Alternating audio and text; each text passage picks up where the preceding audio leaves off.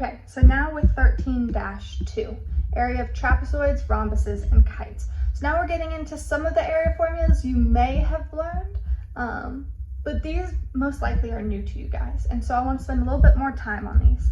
And so for a trapezoid, if you guys remember, one of the things about a trapezoid, which you can go look back at topic 6 about, is that it has one pair of parallel bases. So those are the bases, always the ones that are parallel.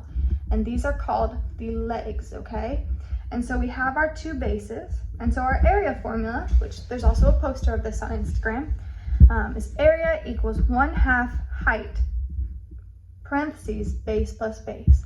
So the steps you need to follow here, I kind of put them here as a little note, is you add your bases together. Remember, it's the parallel ones. We know that because of the extra set of arrows, okay? So we add our bases together, and then we multiply it by the height, and then we divide by 2, and we easily can get the area of the trapezoid. Key things to keep in mind here. This base is this whole base. Don't just use part of the base. You got to use the whole thing. Same thing goes on top, but a lot more mistakes happen on bottom. It's okay if this is turned as well, but make sure the parallel ones are the things you're adding together. Don't go adding your legs together. We don't need the legs at all here in this circumstance, okay? And actually, I'm going to take the time to talk about in the textbook. Actually, a lot of people had questions about these. So, of course, first of all, always go back and look at the example problems, okay? On Pearson online, they go through and they walk through every single one of these example problems in great detail. Much better than I can do on here, I'm going to be honest. But once we got to the practice problems, a few people, even after watching the videos, were still making a few mistakes that I want to talk about here, okay? And so one of the things that you can keep in mind is that lengths, especially when we have these right angles here, this 6 foot also goes right here, okay? And then, but you notice we still don't actually have the height. Can we use 5 foot? No, because that's not perpendicular to the base, okay? Remember, that was our definition of height from 13-1, okay? So we have a right triangle right here with a missing side.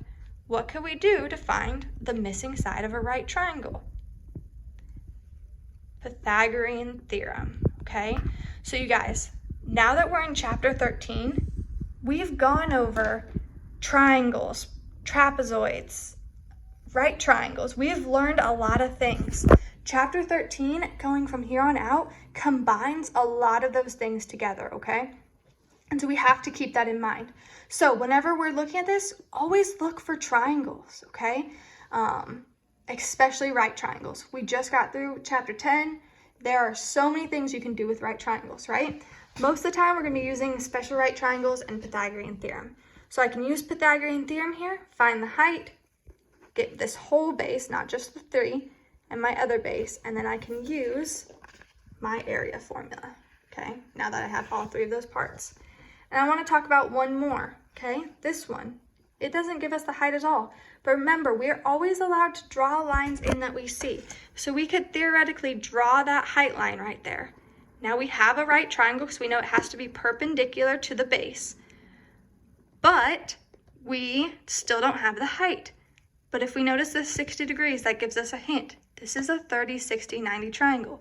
Go back, look at 10-2 continued notes. We have the hypotenuse.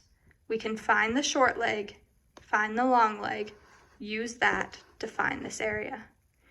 But also, notice, once we have the short leg, we need to subtract that from this whole thing to find what this length is of this base, because this base isn't 15, right? That's this whole thing plus this part. Once I draw that line right there, okay, it cuts part of this off. We got to know how much just this part is if we're wanting to do that. So those are some things to keep in mind. Now, before we get on to rhombuses and things, let's talk about that, okay? So right here, area of a rhombus or kite, okay? D stands for diagonal. It's the whole diagonal, not just part of it, okay? The whole thing. So I take diagonal 1, doesn't matter which one's which, okay? I take the whole diagonal times the whole diagonal and divide by 2. It's really simple. So same thing on the problems, okay?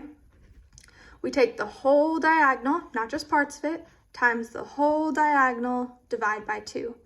Now you might notice it doesn't give us the whole diagonal on these ones. But if we remember on a rhombus, these are cut in half. So if this is 20 feet, this is 20 feet. Now we can have the whole diagonal, okay? So hopefully this helps you guys for some of the harder practice problems that you might have had trouble with for 13-2 area of trapezoids, rhombuses, and kites. Thank y'all.